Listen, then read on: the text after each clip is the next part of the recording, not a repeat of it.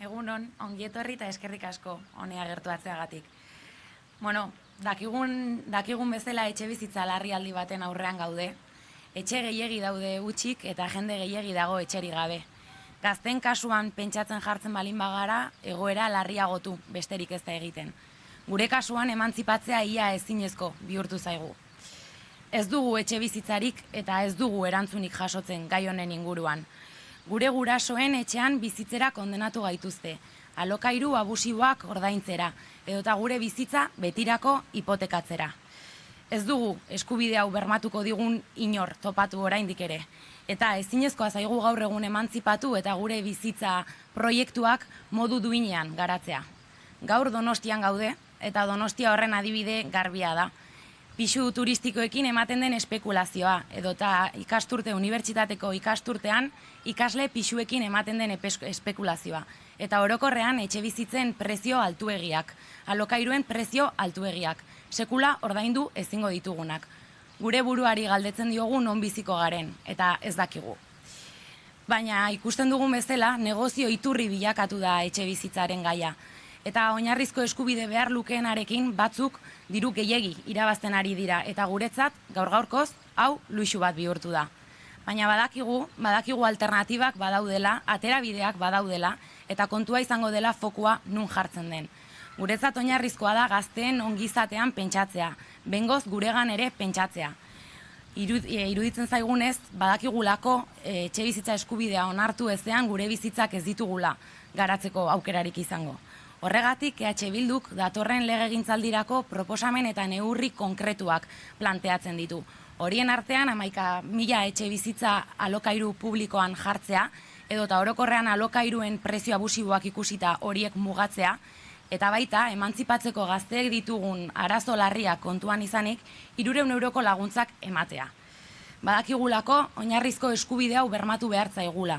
Gure bizitzak modu duinean garatu nahi ditugulako, eta badelako garaia dagokigun hori behingoz eskuratzeko. Como decía en euskera, estamos ante una crisis de vivienda, está claro. Hay demasiada gente sin casas cuando hay demasiadas casas vacías. Se nos hace imposible pensar en emanciparnos y sabemos que si pensamos en los jóvenes, esta situación todavía empeora más.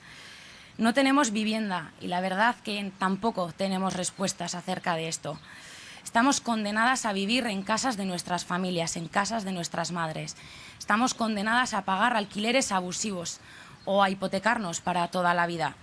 Nadie nos garantiza este derecho y creemos que esto es primordial para poder pensar en un futuro, para poder proyectar nuestro futuro.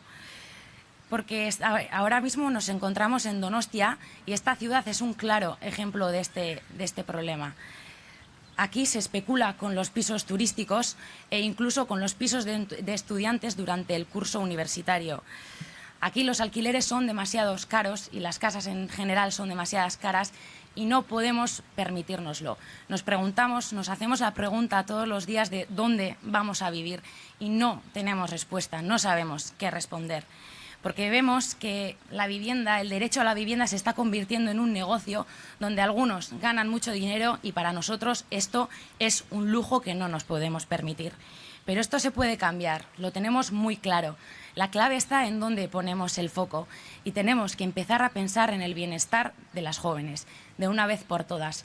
Y de verdad creemos que podemos darle solución a esto. Por eso, desde H. Bildu planteamos empezar a hablar del derecho a la vivienda y planteamos diferentes propuestas para la legislatura que viene. Entre ellas, poner 11.000 viviendas en alquileres públicos, aumentar esos alquileres públicos o limitar el precio de los alquileres en general, pero también, viendo los problemas serios que tenemos para poder emanciparnos, darnos una ayuda de 300 euros a las jóvenes.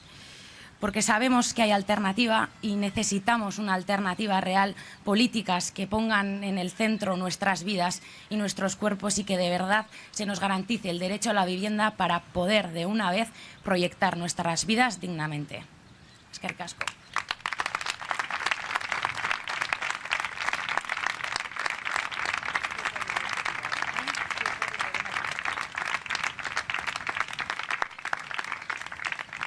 Egun on guztioi, eta mila esker hemen izateagatik, oso pozik nago nere herrian, oso pozik nago nere auzoan. Kontatuko nizueke zuei guztioi, orain etxeak eta plaza hau ikusten dugun tokian, zeudela txokolate fabrika, zerreza fabrika eta jaboi fabrika. Eta ikastolatik benta berrira, konportatik benta berrira, sekulako abenturak egiten genituela, hemen zeuden belardi eta belazetan usai ezberdinen artean. Eraitzek esan du, zeintzuk diren Euskal Herria Bilduren proposamenak zuek dituzuen behar handien aurrean. Ez dira proposamenak, nire konpromisoak dira. Ni lehendakaria banaiz, hauek betetzera konprometitzen naiz. Gaur oso pozik nago beraiekin, beraiek direlako hain zuzen ere herri honen lidertza hartuko dutenak, herri hau aurrera eramango dutenak. Gaztei esan genien asko ikasteko, gaztei esan genien asko prestatzeko, eta ez dugun beraiekin geneukan kontratua bete. Ez dutelako prekaridadea baino besterik ezagutu. Eta hori gizarte duin batean onar ezina den gauza bat delako. Etxe bizitza aritu dira eta etxe bizitzaren inguruan gazteek dituzten arazo ez, baina beraien irribarrea eta beraien laguntzarekin batera begiratzen dut hemengo balkoietara eta ikusten dut 510 familia etxerik gabe geratzeko arriskutan daudela. Arriskutan daude putre funtsak diren hoiek erosi dituztelako negozioa egiteko eta beraiek etxerik gabe geratu daitezkeelako. Eta hori ez da posible. Eskubide bat da etxe bizitza eskubidea, eskubide subjektibo bat da etxe bizitza eskubidea, eta beraz ez da posible negozio baten alde egiten duen gobernu eredu bat izatea, beste eredu bat behar dugu, jendea zaintzea erdigunean jarriko duen eredua, eta hori datorren apirilaren 12an oso argi geratuko da, eredu baten alde egiten dugun edo beste eredu baten alde egiten dugun. Konpromiso bat etxe bizitzarena, baina zuei begira nagola, Eraitzek ere esan du, beste zenbait konpromiso bat daudela. Nik uste dut oso garrantzitsua dela enplegua, enplegu duin bat. 1.200 euroko soldata minimo batekin bizitza proiektu bat garatzen hasi ahal izateko. Eta enplegu hori gainera izan dadila 3 urterako eta kontratu mugagabeekin.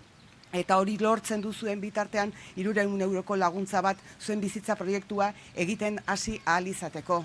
35 orduko lanastea proposatzen dugu, guztion artean lana banatzeko, guztiok lana izan dezagun bizitza proiektu hori egin ahal izateko. Eta etxe bizitza izan dezazuen, esan dizuegu 11.000 etxe bizitza publiko jartzea pentsatzen dugu, eta alkilerraren alokairuaren prezioak jeistea, bizitzak egiten hasteko aukera emateko. Uste dugu gainera garrantzitsua dela, gaur hemen danak gazteak zaudete, baina ikusten ditut hor pixka bat urreratuago, jende adinduagoa. Uste dut garrantzitsua dela generazio arteko elkartasuna ere gizarte hau eraikitzeko. Ezin dugu inor bazterrean utzi, ez gazteak, ez tartekoak, ez zaharragoak, ez adinean aurrera doazen personak. Guztien arteko elkartasuna da lortu behar duguna herri hau askoz ere herri duinagoa egiteko. Eta badakit zuek izango duzuela horren lidertza, zuek hartuko duzuela orain dagoeneko konpartitua daukagun lekuko hori, zuek ere ari zaretelako herri hau eraikitzen, eta lortuko dezuela guk pixkanaka jarritako zimentu horietatik herri hau merezi duen tokira eramatea. Les decía a estas jóvenes y estos jóvenes que estoy muy contenta de estar hoy en mi barrio, en mi pueblo, en Donostia, que he conocido, esta plaza cuando había fábricas de chocolate, fábricas de cerveza, fábricas de jabón, y que era toda una aventura ir de Comporta a Bentaberri por entre las fábricas, por entre los diferentes olores, unas grandes aventuras. Luego se hicieron casas, incluso recuerdo como un hijo mío se cayó a esta fuente y se hizo una herida y tuvimos que ir hasta el hospital. Pero bueno, lo que quería decir es que me transmiten una gran fuerza y me transmiten una gran alegría, porque sé que van a ser las mujeres y hombres que van a liderar este país. Pero junto con la alegría que me transmiten hoy en esta plaza, miro a los balcones y veo 510 familias a la calle. Y entonces nos preocupamos, todas y todos nos preocupamos, porque sabemos que son unos fondos buitre que compran unas casas y que esas familias se van a quedar sin casa. Unos fondos buitre que quieren hacer negocio a costa de que las gentes de este país no tengamos ni el derecho básico, que es el derecho a la vivienda, el derecho subjetivo, que es el derecho a la vivienda. Es un derecho que tenemos que tener todas y todos, pero en el caso de las jóvenes y de los jóvenes es un derecho que es imprescindible para que ellos puedan empezar a hacer su proyecto de vida. Lo ha dicho Eraitz, si no tienen que vivir en casa con sus padres, con sus madres, no pueden comenzar a hacer un proyecto de vida. Y de cara a ese proyecto de vida, aparte de este compromiso que yo adquiero y que si soy lehendakari lo cumpliré, aparte de ese compromiso hay otros compromisos. Creo que tenemos que trabajar para que ellas y ellos, a los que dijimos que eran los mejores y las mejores preparadas de este país, los hombres y mujeres que jamás mejor preparados y preparadas hayan estado en este país, tengan oportunidades, las oportunidades que hasta ahora no les hemos brindado. Necesitan tener un trabajo digno para poder hacer un proyecto de vida. Por eso les decimos que nosotros, entre nuestros compromisos, tenemos que al menos puedan ganar 1.200 euros, que tengan contratos para 3 años, que tengan una seguridad para un periodo de tiempo y no tengan dudas de si mañana me renovarán el contrato, si el contrato será para 2 días, para 2 semanas, para 2 horas. Por tanto, es importante que tengan la seguridad para poder hacer ese proyecto de vida junto con el derecho que tienen a tener una vivienda. Por eso decimos que tenemos que dividir el trabajo, que repartir el trabajo, que tenemos que ir a una jornada laboral de 35 horas, que es una consecución de la clase trabajadora que después de haberla luchado durante muchos años la conseguimos. Vamos a repartir el trabajo para que todas y todos podamos trabajar.